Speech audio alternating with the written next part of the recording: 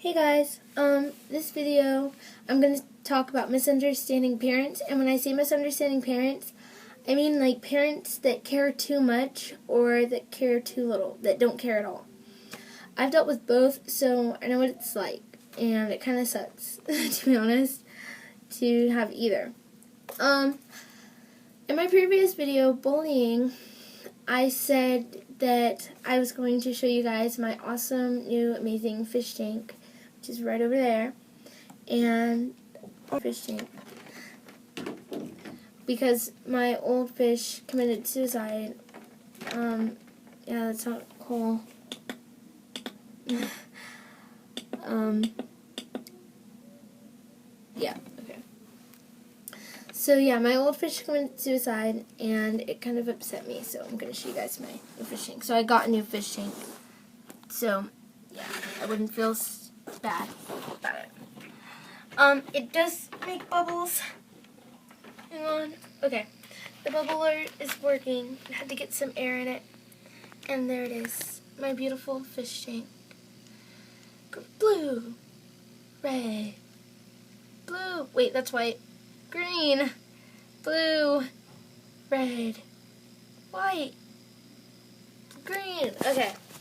I think that is enough of that. I'm going to turn that off. It's no longer necessary. Sorry. Too down you. Currently there are no fish in my fish tank, simply because I bought a filter and I didn't realize that that fish tank did not need a filter until I bought it. So I'm working on that. If anybody knows any type of fish other than betas and goldfish that can live without a filter, feel free to comment and tell me, because I don't just want those fish. I want some other fish, you know. Oh, and a snail. I'm getting a snail, you guys. I'm going to name her Carrie number 2, because I already have a Carrie in my father's fish tank. So, misunderstanding parents. There's two sides to this. Not positive, negative, because they're both kind of negative, actually. But understanding too much and understanding too little. I've dealt with both, so it kind of sucks to have both, but at least you have parents. So, yeah, be happy about that. For parents that care too little, they do things that just make you feel like they don't care about you. Like, they don't give you your meds, they don't go get the prescription, they don't take you to therapy, they don't care about your problems, they don't understand you, and they don't try to understand you. They don't think you have a problem, they think that you're just being dramatic. They just don't understand at all. They don't care. It feels, they don't do anything, basically, about your mental health issues. And you honestly know that it bothers you inside, that, inside and inside here, both, that they don't really try to help you out with your issues. Which, honestly, that's not really that good of a thing, because if they don't, your problems will get worse. That will affect you when you get older. You won't be able to get jobs, your schoolwork, your job life, whatever, social life, personal life, anything that you have going on will be affected by that. So that's very important to get dealt with. So what I would suggest is to make sure that you're patient with them, because maybe it just takes a while for them to realize that you have a problem. Maybe they just don't understand yet. They don't know what to do, because parents don't have a rule book on what to do and what not to do. They're just given a child that they ask for, of course, or if they didn't, then that sucks for them. They're given a child, and they're expected to know what to do, how to do it, when to do it, and everything like that. Most of the time, the doctors tell the parents to get the medicine, to take them to therapy, when to take them to therapy, when to give them the medicine, and all these amazing things that parents should know after, just like being sick. You need doctor's appointments, follow-up appointments, and medicine to make you feel better. Because you are sick, but yeah, you're basically mental illness, you're mentally ill, you're sick in the head. And you need to get that dealt with, because that's very important. That's a very crucial part to you growing up, your development. And if you're already developed, then that's really important for you to get dealt with, because you might have children, you might even have grandchildren. You have people that are looking up to you, and if you're going around acting depressed or being depressed and doing all these crazy things, that's not really good for somebody to look up to you and do those things just because, just to follow you. It was not in the middle. It was bugging me out. So, yeah.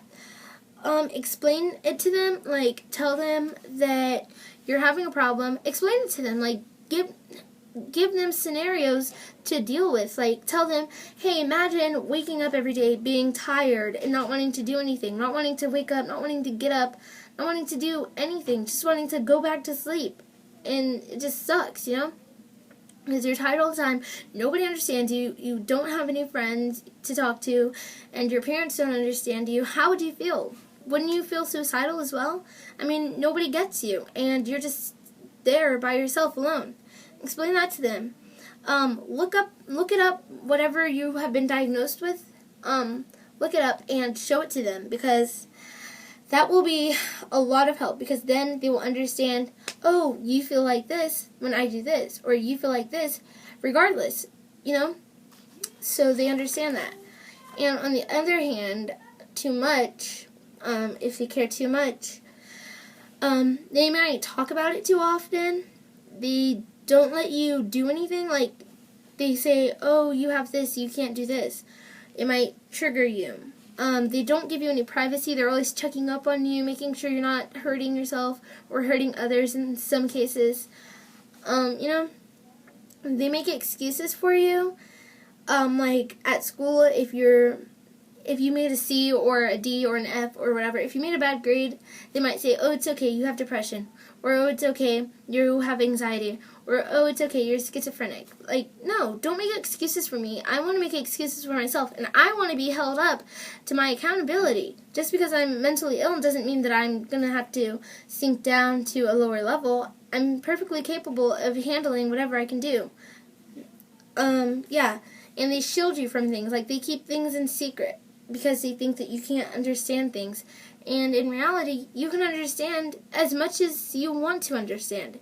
Your mental illness does not define you. It does not tell you what you are or who you are as a person. You do that.